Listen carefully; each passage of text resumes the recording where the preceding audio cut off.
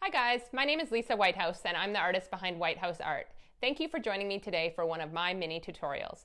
Be sure to hit subscribe if you want to see other videos like this one. Let's get started. Alright, so for today we're going to be painting a pumpkin in spirit of the fall season. So first things first, you're going to want to sketch out the pumpkin. So to do so, you simply draw a light circle on your page.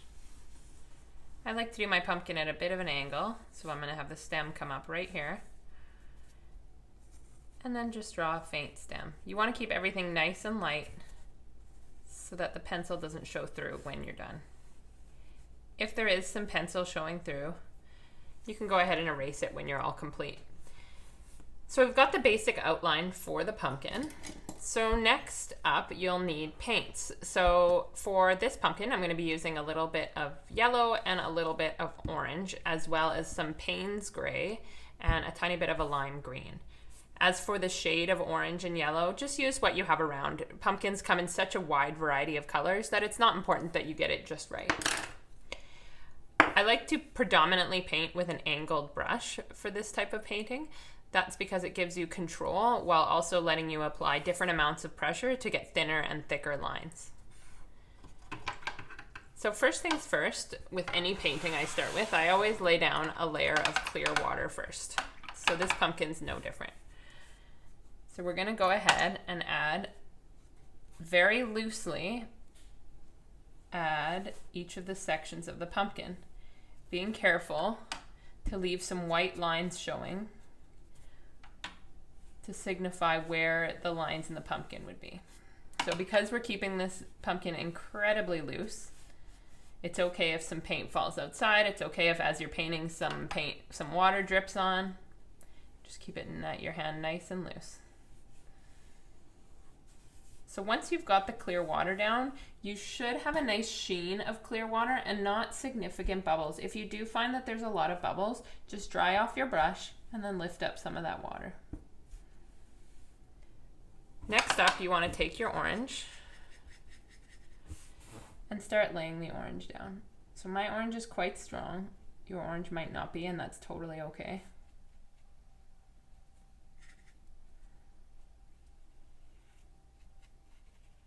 So you can see where those white lines that I was talking about are showing through. And for this, you do need to work fairly fast, but it's not important that the first layer is perfect because you can go ahead and add a second layer once it's dry.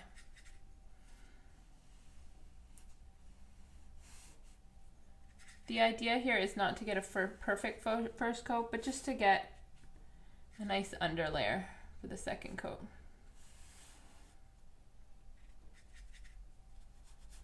So that's all I pretty much do with the orange. And I allow the water to let it bleed around the painting.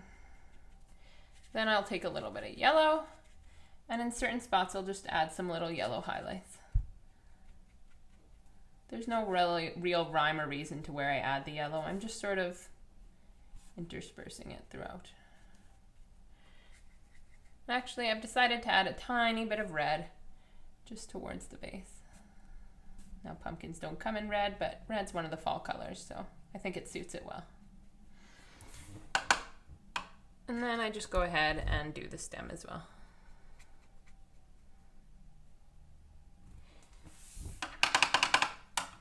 So now we're going to go ahead and add a little bit of the Payne's gray right at the base of where the stem hits. I like Payne's gray because it bleeds quite a bit, I find. This is all you're wanting to do with this coat. Just add a little bit.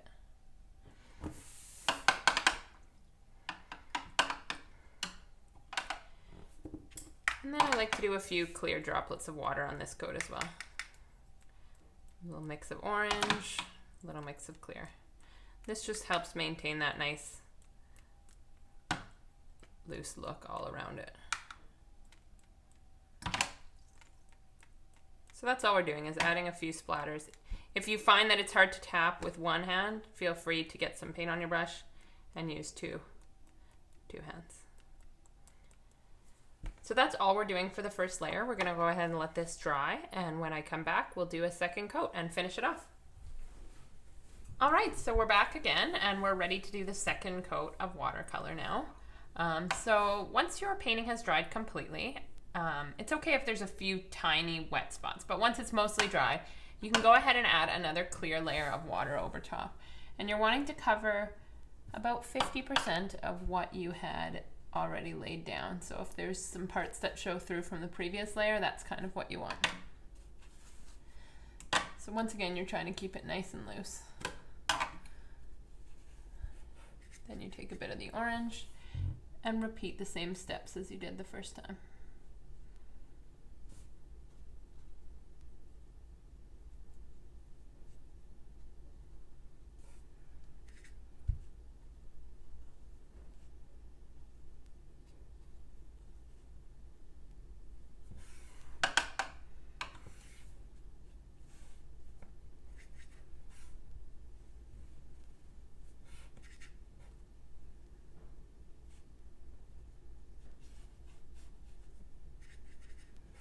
So we're starting with the orange, and then we'll do yellow next.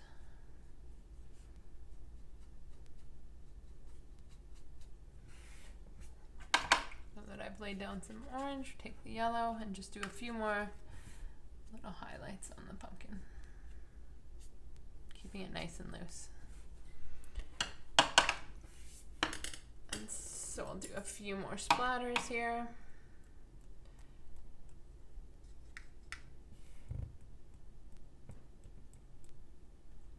A few up here. I like to do some clear ones that allow it to bleed out.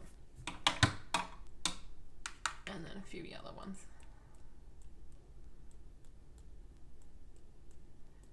Sometimes I do a little too many, so I like to have a paper towel close by so I can dab up some of them.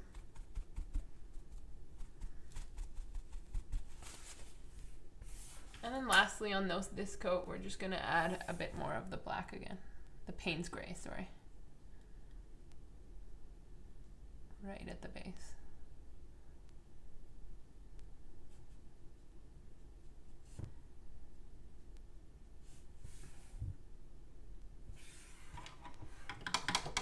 And on this coat here, I'm going to do the little swirlies that you often see on the pumpkins, the stems.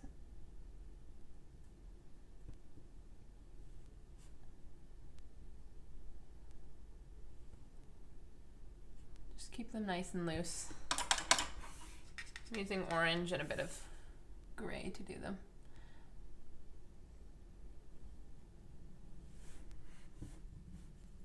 I'll do one on each side.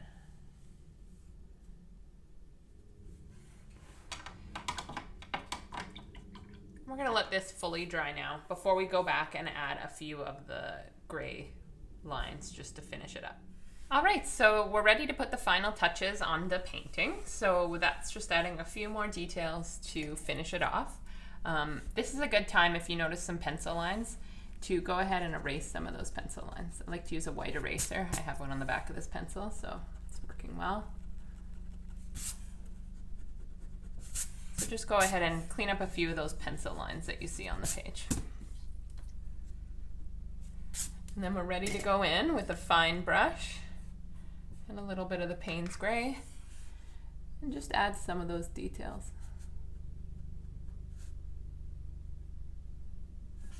Have some of the lines from the top come down. Maybe add a little depth to some of the swirlies.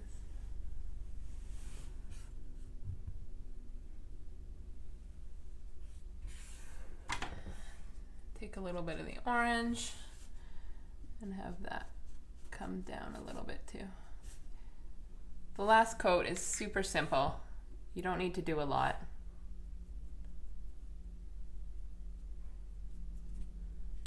A little bit of red.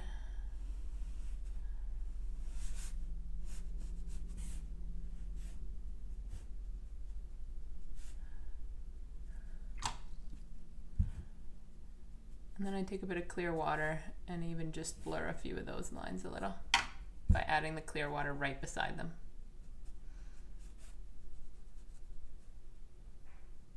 Just so you don't have any lines that look too perfect.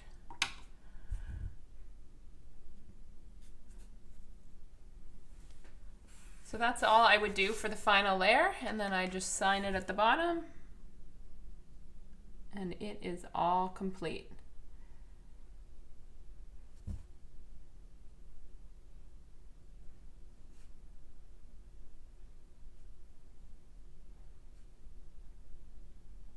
I like to sign with watercolor because I feel like it just suits the painting then.